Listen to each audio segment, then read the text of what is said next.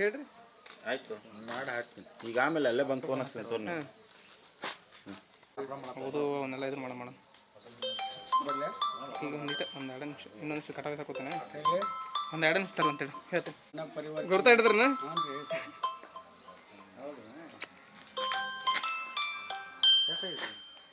ಬಸನ ಇವು ಈಗ ಹೆಚ್ಚೇನ ನಾನು ಸುರೇಶಿಗೆ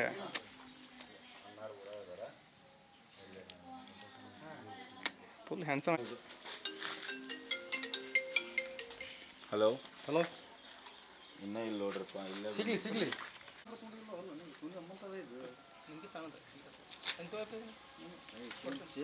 ಕಡಿಮೆ